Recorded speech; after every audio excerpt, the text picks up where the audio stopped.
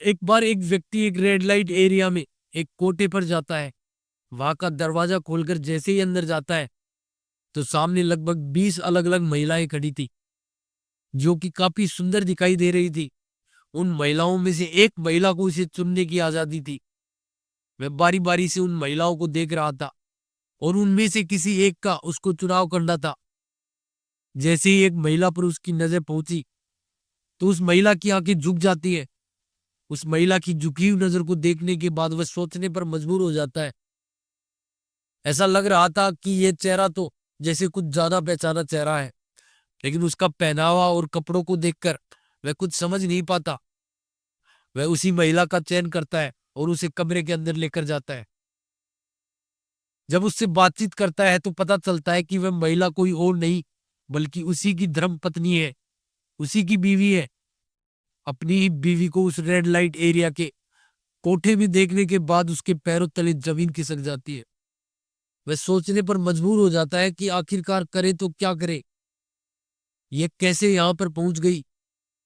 वो इन्हीं सवालों के जवाब जानने की कोशिश में था, और जब सवालों के जवाब जानता है तो एक ऐसा कदम उठाता है जिसे जानने के बाद आप भी इस व्यक्ति को सल्यूट करने पर मजबूर हो जाएंगे।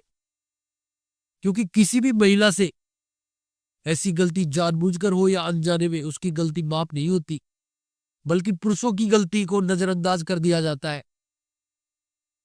मगर इस पुरुष ने उस महिला की तमाम गलतियों को नजरअंदाज करते हुए जो कदम उठाया वह वाकई सल्यूट करने लायक था। नमस्कार दोस्तों, मैं हूं युग बगड़िया। अगर आप पहली बार हमारे चैनल पर आए हैं तो चैनल को सब्सक्राइब कर लीजिए और बेल आइकन दबा दीजिए ताकि हमारी हर नई कहानी की नोटिफिकेशन सबसे पहले आपको मिल सके।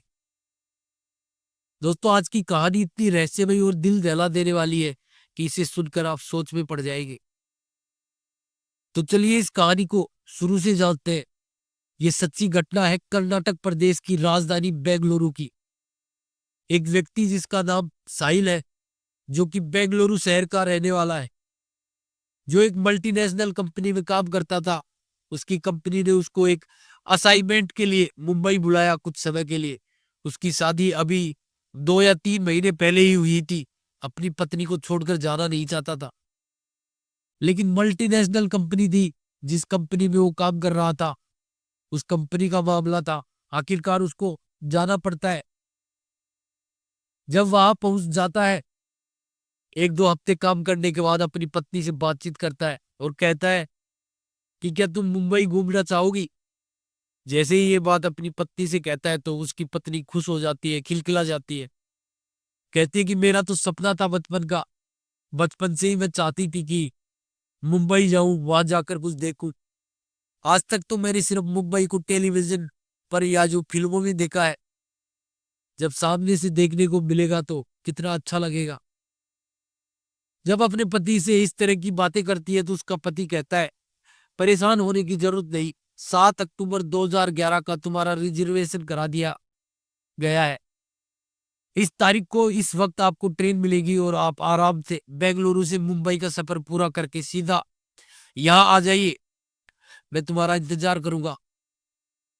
वह दिन आता है और महिला अपने घर से कुछ तैयारियों के साथ सीधा बेंगलुरु के रेलवे स्टेशन पर जाती है और निर्धारित समय पर ट्रेन में अपनी सीट पर जाकर बैठ जाती है और सबसे पहले फोन करती है अपने सास और ससुर को। कहती है कि मम्मी पापा, मैं ट्रेन में बैठ गई हूँ और लगभग 1000 किलोमीटर का सफर है, तो 16 से 17 घंटे में जो पूरा हो जाएगा और मैं साहिल के पास पहुंच जाऊंगी। पहला फोन हो चुका था।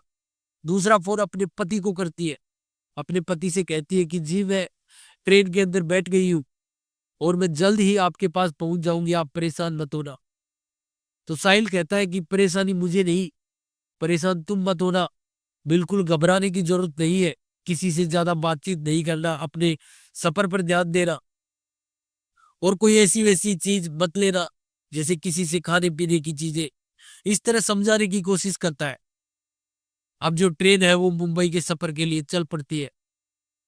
जैसे ही मुंबई के सफर के लिए ट्रेन चल पड़ती है तो वो देखती है कि बोगी में जिस सीट पर वह बैठी हुई है उसके सामने सामने वाली बर्थ पर 2 व्यक्ति बैठे हैं।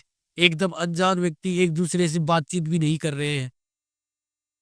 मगर धीरे धीरे जब सफर आगे की तरफ जो चलता है तो वह दोनों व्यक्ति आपस में एक दूसरे का इंट्रोडक्शन लेते हैं, एक दूसरे से बातचीत करते हैं कि तुम कहाँ से हो, तुम कौन हो, तुम कहाँ जा रहे हो, इस तरह की बातें करते हैं। ये महिला किसी से बातचीत नहीं कर रही थी। इसका नाम था तानिया। तानिया जो किसी से बातचीत नहीं कर रही थी, वह बात कर रही थी तो जो सिर्फ अपने सास ससुर से या फिर अपने पति साहिल से। साहिल को बताती थी कि अब मैं इतना किलोमीटर का सफर जो तय कर चुकी हूँ, अब मैं यहाँ पहुंच गई हूँ। खिड़की के बाहर झांक कर बताती है कि देखो ऐसा दिखाई दे रहा है, वैसा दिखाई दे रहा है। इस तरह से उसका जो सफर था वह करता चला जा रहा था और ट्रेन अपनी तेज रफ्तार से आगे बढ़ रही थी। कुछ समय बाद जो दो व्यक्ति उसके बर्थ के ठीक सामने बैठे हैं, उनमें से एक व्यक्ति कहता है कि बहन जी, लगता है कि आज आप पहली बार आप ट्रेन से सफर कर रहे हो, वह भी मुंबई का। तो वो कहती है कि ऐसा तो कुछ नहीं है, लेकिन अकेले मुंबई में पहली बार जा रही हूँ। जब वो इस बात को कहती है तो वे कहते हैं कि बहन जी, आपको परेशान होने की कोई जरूरत नहीं है, हम भी मुंबई जा रहे हैं। किसी भी तरह की कोई दिक्कत, कोई परेशानी हो तो अब आप जो हमें हमसे शेयर कर सकते हैं। तान्या को इस सफर में चलते चलते अब तक 15 से 16 घंटे बीत चुके थे। लंबा सफर हो और जो साथ में कोई बात करने वाला मिल जाए तो दोस्ती हो ही जाती है। तान्या और वो दोनों अनजान लड़के भी अब जो आपस में हंसी मजाक करने लगे थे, कभी पानी पूछ लेते, कभी खाने को। तान्या पहले तो मना करती रही, लेकिन जो लंबा सफर था तो आखिरकार उसने भी थोड़ा खाना शेयर कर दिया। सब कुछ ठीक चल रहा था। लगभग 850 किलोमीटर का सफर पूरा हो चुका था। मुंबई बस 150 किलोमीटर दूर थी। इसी बीच तान्या अपने पति को फोन करती है और कहती है कि मैं बस 150 किलोमीटर दूर हूँ, तुम चिंता मत करना, स्टेशन पर ही मुझे लेने आ जाना। फोन कटने के कुछ मिनट बाद उन लड़कों ने तान्या से कहा, चाय लोगी? तान्या बोली, मैं नहीं लूंगी। पर वो जबरदस्ती कहने लगे, अरे बहन जी, रास्ता इतना लंबा है, चाय पी लो। उन्होंने 3 चाय ली, 2 खुद पी ली और एक तान्या को दे दी। तान्या ने जैसे ही चाय पी, कुछ ही मिनटों में उसकी आंखें भारी होने लगी, शरीर ढीला पड़ने लगा, वह बिल्कुल बेहोशी जैसी हालत में चली गई। कई घंटे बाद जब उसे होश आने लगा तो उसे महसूस हुआ कि ना वह अपनी सीट पर थी, ना ही ट्रेन के अंदर। वह एक चलती हुई कार में थी और कार में अब 2 नहीं 3 आदमी थे। तान्या ने डरते डरते कहा, मैं कहा हूं, मुझे कहाँ ले जा रहे हो? और तभी उसके गाल पर जोरदार तमाचा पड़ा। आवाज निकाली तो जान से मार देंगे, चुपचाप बैठ। बेहोशी के चलते वह ठीक से बोल भी नहीं पा रही थी, विरोध करने की तो ताकत ही नहीं बची थी। काफी देर तक कार दौड़ती रही, फिर वो पहुंच गए मुंबई की रेड लाइट एरिया में, जहां पहले से 2 औरतें बैठी थी। उन दोनों औरतों द्वारा उन तीनों आदमियों से एक जो गंदी सौदेबाजी शुरू हो चुकी थी। कितने में बेचोगे इसे? तान्या हैरान थी, डरी हुई थी, टूटी हुई थी, लेकिन उसकी जो असली डरावनी रात तो अब शुरू होने वाली थी। उन तीनों मर्दों ने तान्या को उनके सामने खड़ा किया और सौदा पक्का, 45,000 में ले जाओ। बस 45,000 रुपए देकर लेकर जो वो तीनों हैवान वहां से भाग निकले। तान्या अब उस कोटे की कैद में थी। धीरे धीरे होश भी आने लगा था।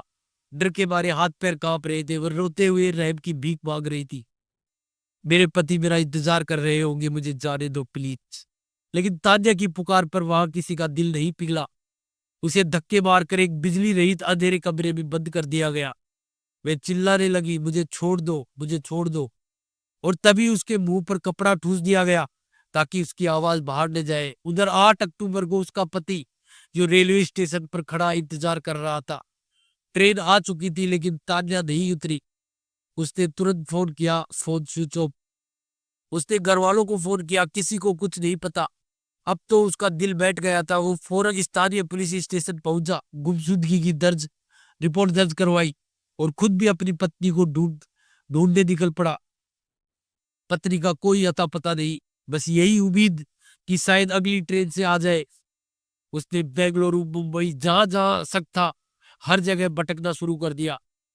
लेकिन उधर तान्या तो पहले ही नरक में धकेली जा चुकी थी। कहते हैं कि दर्द का हर एक पल बहुत भारी होता है और तान्या का दर्द दिन दिन नहीं पल पल बढ़ रहा था। तान्या पर तो रोज जो हैवानियत का पहाड़ टूट रहा था। उसके शरीर पर नीले पीले निशान, कभी खाना नहीं दिया जाता, कभी जंजीरों से बांध दिया जाता। उसने कभी सोचा भी नहीं था कि शादी के कुछ ही दिनों बाद उसकी जिंदगी नरक बन जाएगी। दिन बीतते गए, 10 दिन, 20 दिन, 50 दिन और एक दिन 116वां दिन। कोटे की मालकिन सुनीता पूजा गुस्से में तान्या के कमरे में आती है। बहुत हो गया, आज अगर नीचे जाकर ग्राहक का सामना नहीं किया तो तुझे ऐसी जगह बेचूंगी कि तुझे खुद पर शर्म आ जाएगी। वो बाकी लड़कियों को भी डराती है, इसको समझाओ, अगर ये नहीं मानती तो तुम सब भुगतोगी। पहले से ही टूटी हुई लड़कियां तान्या को समझाने लगती है, मान जा तान्या, यहाँ से कोई नहीं जा सकता, ना पुलिस आएगी ना पति। अब यही तेरा घर है, यही तेरी किस्मत। तान्या चिल्लाती, रोती, लड़ती रही, पर अब उसके पास जो कोई रास्ता नहीं बचा था। आखिरकार वो टूट जाती है। उसके शरीर पर वो छोटे छोटे कपड़े पहनाए गए जिन्हें देखकर कोई भी आदमी बहक जाए। उस रात 22 लड़कियों में से एक ग्राहक ने सिर्फ तान्या को चुना। कमरे के अंदर जाते ही दरवाजा बंद जैसे ही हुआ, तान्या का जो कलेजा धड़क उठा, आंसू खुद में खुद गिरने लगे। वो ग्राहक के पैरों में गिर पड़ी, भैया मैं बहुत बुरी तरह फंस गई हूँ। मेरे पति साहिल है, मुझे बस मुंबई घूमने आना था। किसी ने मुझे चाय में नशा मिलाकर उठा लिया। वो बिना सांस लिए अपनी पूरी कहानी सुना देती है। उस आदमी का दिल कांप उठता है। वो धीरे से तान्या को उठाता है और कहता है, बहन डरो मत, तुम भरोसा रखो। उस व्यक्ति ने इंसानियत का परिचय देते हुए कहा कि मैं तुम्हारी क्या मदद कर सकता हूँ। जब बात मदद करने की आती है तो तब वह कहती है कि मुझे मेरे पति से बात करा दो। उधर उसका पति अपनी पत्नी को तलाश करने की तमाम कोशिशें कर रहा था। साहिल हर दिन फोन देखता, सोचता था कि कब उसका फोन ऑन होगा। सुबह होती, शाम होती, खाना पीना होता और फिर भी फोन स्विच ऑफ रहता। दिन बीतते गए। अचानक एक दिन एक अनजान नंबर से फोन आया। तान्या की आवाज कांप रही थी, साहिल मैं तान्या, मैं कहाँ हूं मुझे नहीं पता, मुझे बचा लो, मैं अब यहाँ नहीं रह सकती। साहिल का दिल थम सा गया। मैं बार बार पूछता तुम कहाँ हो, तुम्हारे पास कौन है। तान्या रोती हुई, हिचकिचाती हुई सिर्फ इतना बता पाई कि वह रेड लाइट एरिया के जो किसी कोटे में फंसी है। वह किस रूम में है, किस कोटे पर है, किस एरिया में है, यह सारी जानकारी वह जो व्यक्ति था जो अब तक उसकी मदद कर रहा था, उसने ये सारी जानकारी दी। अब तक जो साहिल अपनी पत्नी को मरा हुआ समझ रहा था, अब उसे उसकी जानकारी मिल चुकी थी। अब उसके दिमाग में बस यही चल रहा था कि करूं तो क्या करूं, कैसे अपनी पत्नी को बचाऊं। अब वह सीधा उसी रेड लाइट एरिया में उसी कोटे पर ग्राहक बनकर पहुंच जाता है। अब लड़कियां उसके सामने थी। वो सभी लड़कियों को बारी बारी से देखता है, हर लड़की को रिजेक्ट करता है, कहता है कि मुझे यह नहीं चाहिए। जब सभी लड़कियां दिखा दी जाती है तो वो सभी को रिजेक्ट करता है, क्योंकि उसकी निगाहें तो अपनी पत्नी को ढूंढ रही थी। तभी एक महिला के द्वारा कहा जाता है कि जो नई लड़की है उसे लेकर आओ, उसे पसंद कर लेगा। तान्या को लाया जाता है। जैसे ही वह अपनी पत्नी को देखता है, उसकी पत्नी की नजरें झुक जाती है, आंखों से पानी टिमटिमाने लगता है।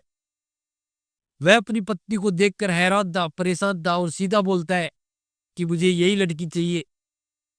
उसको लेकर वह कमरे के अंदर जाता है और उसकी पूरी कहानी सुनता है।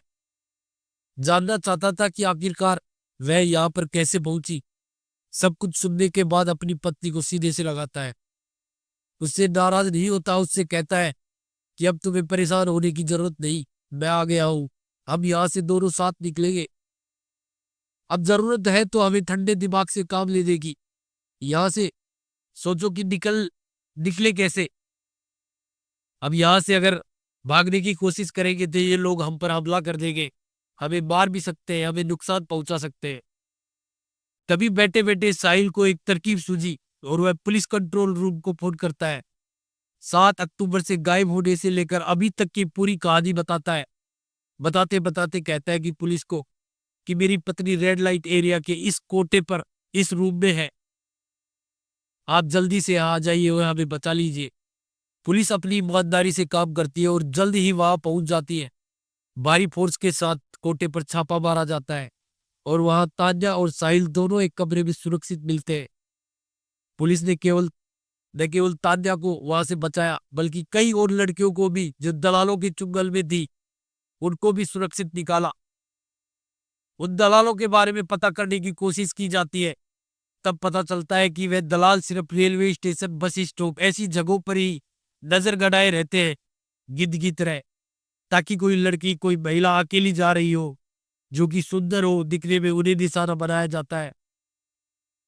इसके बाद पुलिस ने सुनीता, पूजा, रविदास, शेख और जो 2 अन्य लोगों को गिरफ्तार किया।